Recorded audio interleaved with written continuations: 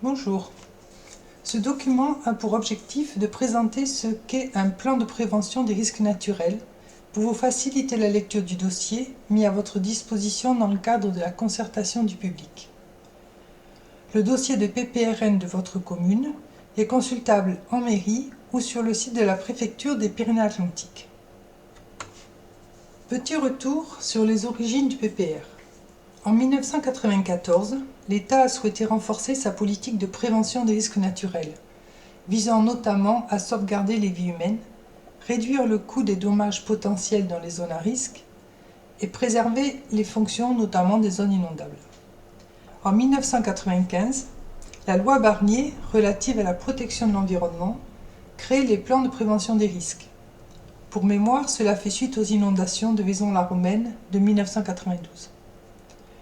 En 2003, la loi dite Bachelot instituera les plans de prévention des risques technologiques, faisant suite à l'explosion de l'usine AZF à Toulouse en 2001. Quels sont les objectifs du PPR ? Comme le dit son nom, le plan de prévention des risques doit avant tout prévenir, c'est-à-dire éviter les victimes humaines, mais aussi limiter les coûts liés aux catastrophes naturelles, tels que les inondations, mouvements de terrain, avalanches et autres. Pour atteindre ces objectifs, plusieurs actions sont nécessaires. Tout d'abord, informer la population sur le risque présent sur le territoire et établir une cartographie précise des zones affectées par des risques naturels sur la commune. Cette connaissance sera importante pour les habitants et pour les nouveaux acquéreurs ou locataires. En complément de la connaissance, il y aura besoin d'interdire l'implantation de nouvelles habitations dans les zones les plus dangereuses et les limiter dans les autres zones. Enfin, dans les zones inondables, il est nécessaire de préserver les capacités d'écoulement et d'expansion des zones de crue pour ne pas modifier le fonctionnement hydraulique du cours d'eau et aggraver les risques dans d'autres zones. Le plan de prévention des risques naturels permet aussi de prescrire des mesures pour réduire la vulnérabilité des installations et des constructions existantes. Certaines mesures peuvent être subventionnées dans le cadre du fonds Barnier. Quels sont les phénomènes pris en compte dans les plans de prévention des risques naturels ? En général, on prend en compte les inondations par débordement des cours d'eau, principalement les crues torrentielles. Elles sont repérées sous l'étiquette T. Les glissements de terrain, qui correspondent généralement à un déplacement lent de sol de volume variable, qui, le cas échéant, peut donner naissance à un glissement rapide ou à des coulées de boue. Les chutes de blocs, qui, comme son nom l'indique, correspondent à la chute rapide et brutale d'éléments rocheux plus ou moins homogènes. Ils sont repérés sous l'étiquette P. Enfin, les avalanches, qui sont repérées sous l'étiquette A. On peut aussi prendre en compte les affaissements et effondrements de terrain, qui sont généralement liés à la présence de cavités souterraines d'origine naturelle ou humaine. Ces phénomènes sont représentés sous l'étiquette F.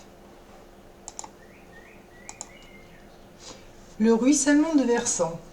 Ça correspond à une divagation superficielle des eaux de pluie lors d'un événement orageux important.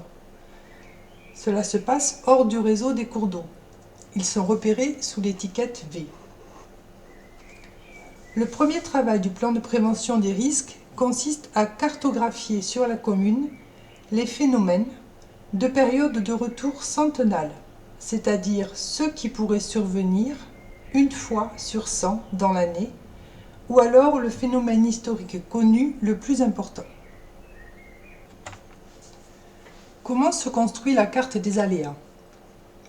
À partir de la carte des phénomènes, une étude est menée sur la base d'un dire d'expert, c'est-à-dire par l'observation et l'interprétation du terrain naturel, la prise en compte des événements historiques, l'exploitation des données existantes, telles que des études, des photos, des rapports, afin de définir l'intensité du risque ou des risques sur chaque parcelle.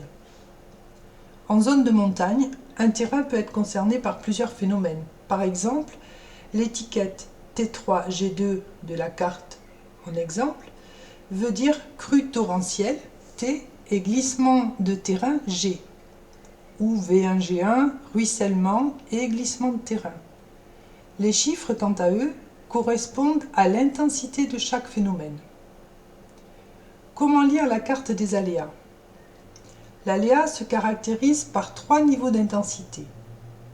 Comme vous pouvez le voir sur l'extrait de plan, les niveaux d'aléas sont représentés par un dégradé violet allant du plus clair au plus foncé.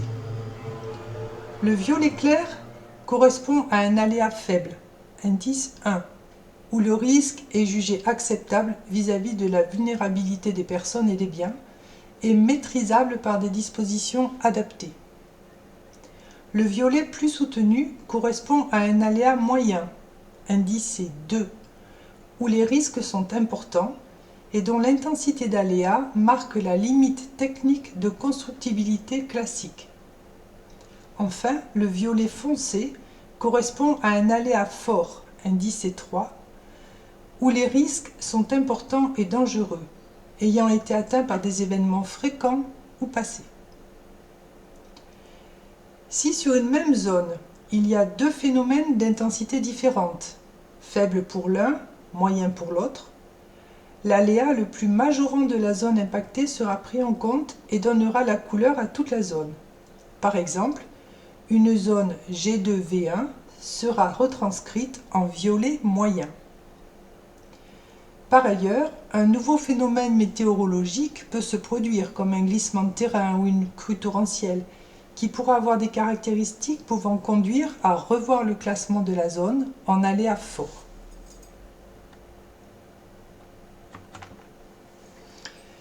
Que dire des ouvrages de protection existants? Un ouvrage de protection est une construction artificielle, construite généralement en surélévation par rapport au niveau du terrain naturel initial. Il a été réalisé afin de protéger des zones à enjeux existantes, parfois urbanisées. Il est conçu pour contenir périodiquement un phénomène, souvent inférieur à un événement centenal. Ces ouvrages peuvent être vulnérables. C'est pourquoi le plan de prévention des risques naturels rappelle que les ouvrages de protection ont pour objectif de protéger l'existant, mais pas de permettre l'ouverture de nouvelles zones constructibles à l'aval de cet ouvrage. La règle générale consiste à maintenir la zone de risque à l'arrière de l'ouvrage. Les ouvrages de protection ont donc pour objectif de protéger l'existant, mais pas d'ouvrir de nouvelles zones à l'urbanisation.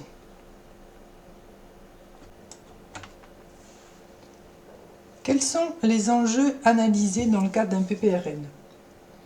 Les enjeux sont identifiés comme étant les personnes, les biens, les activités, susceptibles d'être affectés par un phénomène ou plusieurs phénomènes naturels. Ces enjeux sont donc adaptés au contexte local.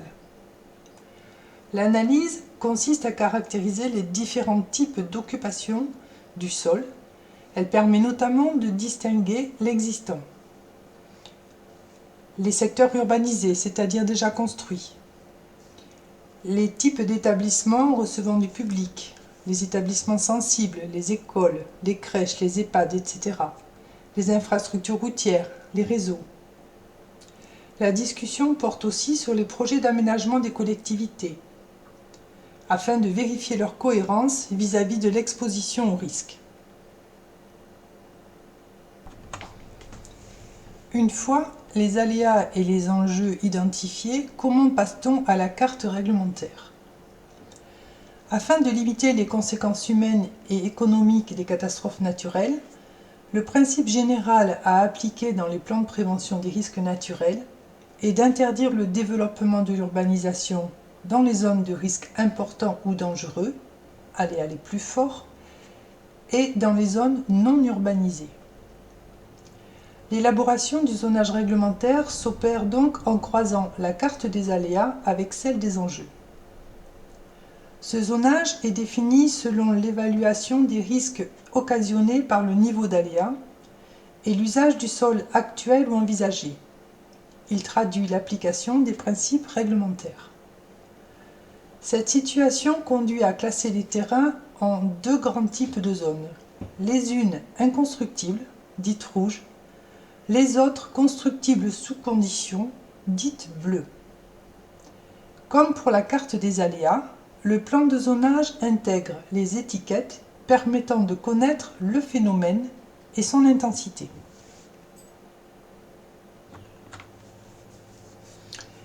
Ce tableau a pour objectif de vous présenter l'application des principes généraux du zonage réglementaire. Les deux premières colonnes, ici, représentent les phénomènes qui peuvent impacter un terrain et leur degré d'intensité. Faible, 1, moyen, 2, fort, 3. Les deux dernières colonnes représentent la situation de la parcelle suivant si elle est en zone urbanisée, donc construite, ou non urbanisée. Le croisement entre les lignes et les colonnes vous donne la couleur de la zone dans laquelle est classé le terrain. Le classement du terrain en zone rouge ou bleue est fonction du risque présent sur la parcelle et de sa situation en secteur urbanisé ou non. Les principes généraux. Dans les zones urbanisées et non urbanisées, qui ont un aléa faible, hormis les crues rapides et affaissements, ou dans le cas d'un aléa remontée de nappe moyen, les constructions nouvelles pourront être autorisées sous réserve de respecter certaines prescriptions. Cependant, certaines constructions considérées comme sensibles, comme les écoles, les crèches, les EHPAD, seront interdites. Pour rappel, dans les zones situées à l'arrière des ouvrages de protection, le principe est d'interdire toute nouvelle construction. Dans les zones urbanisées qui ont un aléa moyen ou fort, en raison de la nature du phénomène et de l'intensité de l'aléa, le principe consiste à interdire toute nouvelle construction. De manière très exceptionnelle, selon le contexte local et une justification fondée des acteurs locaux, certains secteurs affectés par un phénomène d'intensité moyenne pourront faire l'objet d'autorisation de construire sous réserve de dispositions strictes. C'est le cas du zonage bleu foncé.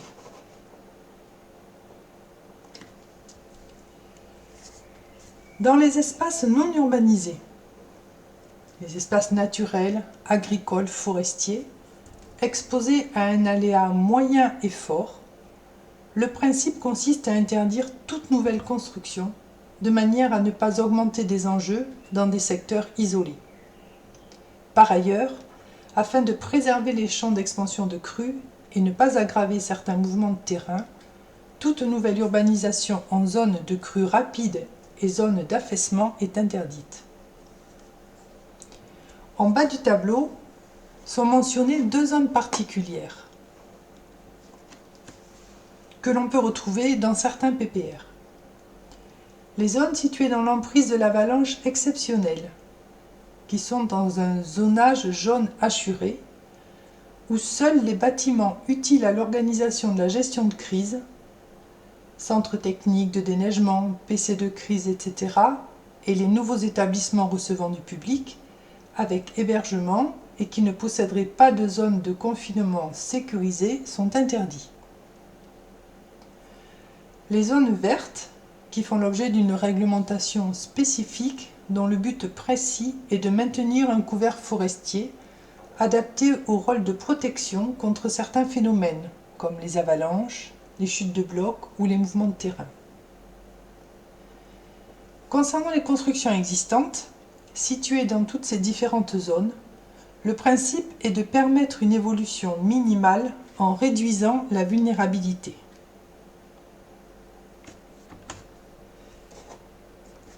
Qu'autorise le zonage réglementaire dans ces différentes zones. En zone bleu clair. La zone bleu clair correspond au secteur considéré comme étant faiblement exposé à des risques, dont les effets induits peuvent être maîtrisés et où la vulnérabilité des personnes et des biens ne sera pas engagée. La plupart des constructions nouvelles peuvent être autorisées sous condition de prendre en compte certaines dispositions spécifiques adaptées aux phénomènes naturels rencontrés et visant à ne pas augmenter la vulnérabilité. Toutefois, sont notamment interdits les établissements recevant du public vulnérable, les crèches, les EHPAD, les écoles, ou ayant plus de 300 personnes, les bâtiments dont le fonctionnement est primordial pour la gestion de crise, les déchetteries, les reconstructions après sinistre, si le sinistre est occasionné par le phénomène de la zone, les terrains de camping. Quelques exceptions peuvent être faites en fonction de la nature du phénomène. Par exemple, la codification G1 veut dire glissement de terrain d'intensité faible, donc parfois des choses peuvent être autorisées dans cette zone.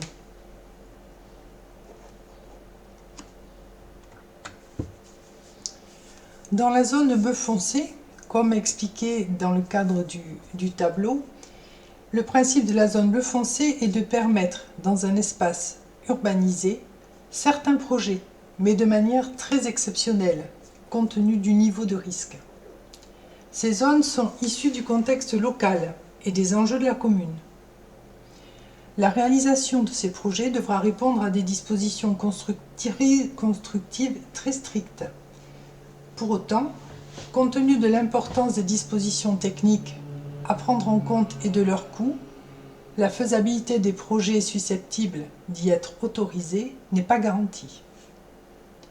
Tout comme dans la zone bleu clair, certains projets ayant un impact non négligeable sur la vulnérabilité des personnes et sur le fonctionnement social et économique sont cependant à proscrire. À titre d'exemple, seront aussi interdits les établissements recevant du public, les bâtiments nécessaires à la gestion de crise, les déchetteries, les reconstructions après sinistre, les piscines privées, les terrains de camping, toujours pareil, sauf peut-être dans certaines zones de glissement de terrain d'aléas moyens. Que peut-on faire dans une zone rouge ? Le principe de la zone rouge est d'interdire tous les nouveaux projets dans le but de ne pas augmenter les enjeux dans les zones dangereuses. Seul un nombre très limité de projets pourront être autorisés en fonction du type de phénomène rencontré et de leur intensité. Certaines opérations pourront être autorisées sous réserve de ne pas augmenter la vulnérabilité et en respectant un certain nombre de prescriptions. Chaque dossier susceptible d'être autorisé sera instruit précisément et en fonction de la nature du phénomène qui impacte le terrain. Cela peut être le cas des bâtiments agricoles, des campings, des annexes, de l'extension limitée sans logement supplémentaire ou de la reconstruction suite à un sinistre autre que le phénomène identifié. Par ailleurs, seront autorisés les aménagements réduisant le risque, les ouvrages de protection par exemple, ou les travaux de création ou de modification d'infrastructures de transport ou de réseau. Ces projets ne sont autorisés que sous réserve du respect de certaines prescriptions. En zone rouge, il convient de ne pas accroître la vulnérabilité et la présence d'enjeux dans cette zone. Aussi, le principe à appliquer est l'arrêt du développement de l'urbanisation.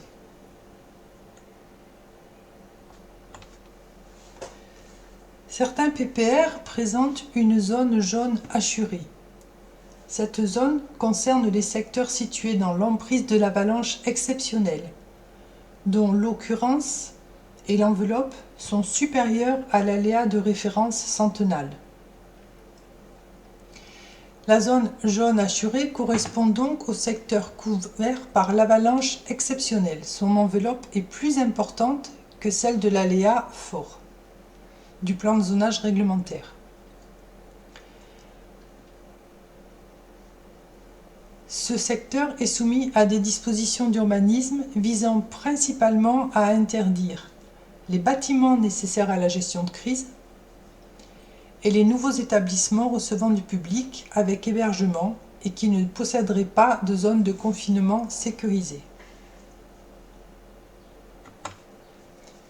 Enfin, les zones vertes. La zone verte correspond aux espaces forestiers qui jouent un rôle de protection des enjeux existants contre les risques naturels, comme vous le montre le graphique. Ces zones sont le plus souvent en dehors des zones urbanisées. Elles font l'objet d'une réglementation spécifique en matière de gestion sylvicole, ayant pour objectif de maintenir ou d'améliorer le couvert forestier adapté à son rôle de protection. Toute urbanisation est interdite dans cette zone.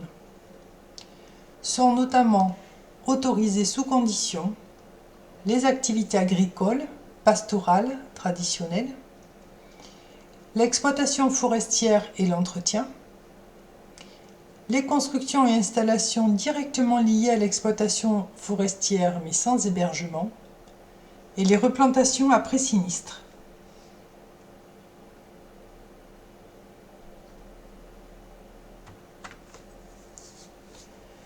Bien souvent, les catastrophes naturelles engendrent des conséquences dramatiques pour la santé humaine, l'environnement, les biens et les activités économiques. À ce titre, le PPRN permet de prescrire des travaux liés à la réduction de la vulnérabilité des personnes et des biens sur les habitations et les activités existantes.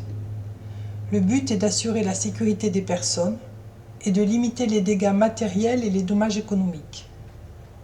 À titre d'exemple, ces mesures à mettre en œuvre, généralement dans les aléas les plus forts, concernent les points suivants. Limiter la création d'embâcles et les pollutions par la mise en sécurité des matériels, des matériaux et des polluants. Par exemple, stocker le bois dans un dispositif fermé, rentrer les mobiliers de jardin, arrimer les citernes de fioul, etc. Le but aussi est de mettre en sécurité les personnes.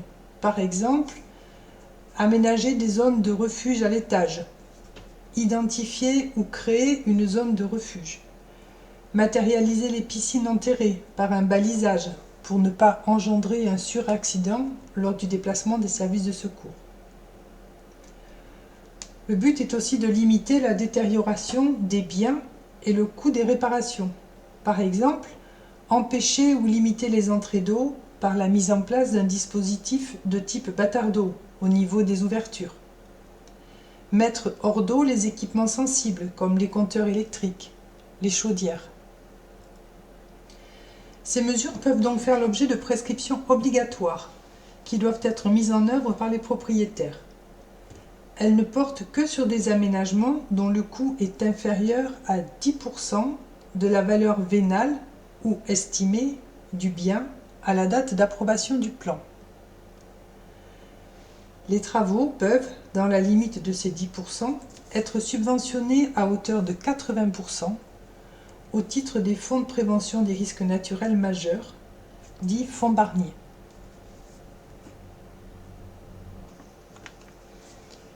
Les différentes prescriptions pour chacune des zones évoquées depuis tout à l'heure sont contenues dans un document qu'on appelle le règlement.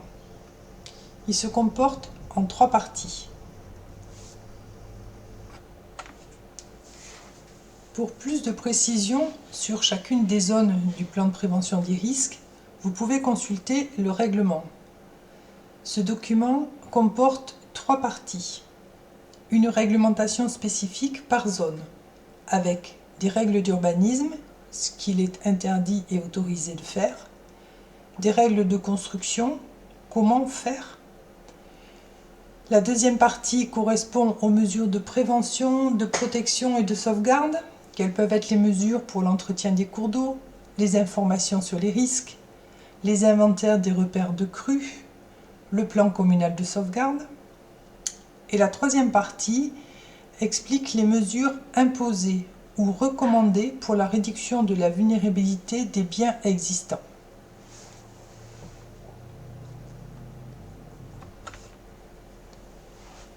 En conclusion, voici ce que vous allez retrouver dans l'ensemble d'un dossier de plan de prévention des risques.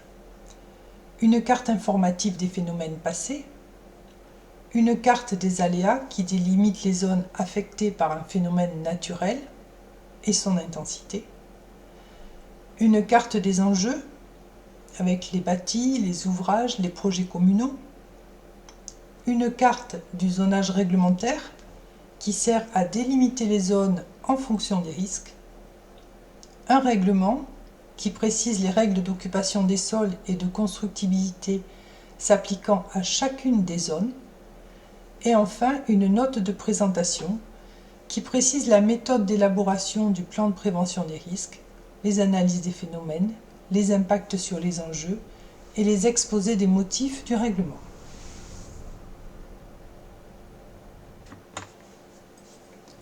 Comment est élaboré un plan de prévention des risques? C'est une procédure qui relève de la responsabilité de l'État. Elle est engagée par le préfet du département. La réalisation d'un plan de prévention des risques comporte 9 grandes étapes. Tout d'abord, la demande d'examen au cas par cas auprès de l'autorité environnementale pour qu'elle vérifie si le plan de prévention des risques doit être soumis à une évaluation environnementale.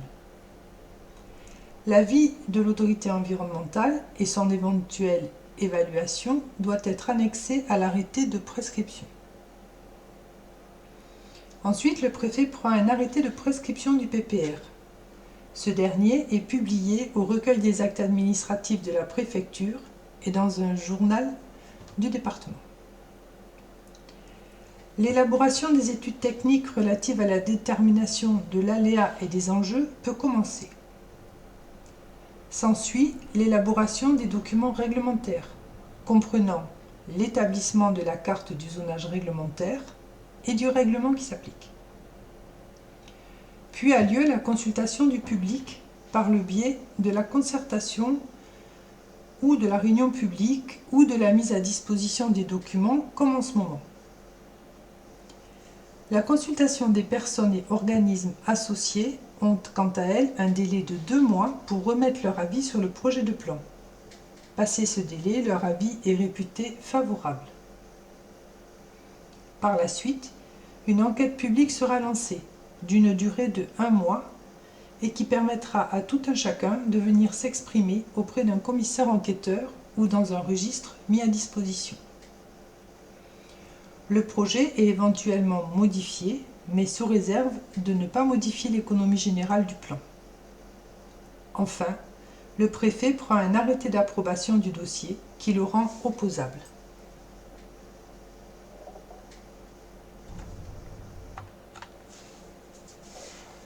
Dès son approbation par le préfet, le plan de prévention des risques vaut servitude d'utilité publique, c'est-à-dire que c'est un document qui s'impose aux documents d'urbanisme. En cas de disposition contradictoire entre le plan de prévention des risques et les documents d'urbanisme, les dispositions les plus contraignantes s'appliqueront. Par ailleurs, dans un délai de 2 ans à compter de l'approbation du plan de prévention des risques, la commune doit réaliser un plan communal de sauvegarde ou alors le mettre à jour.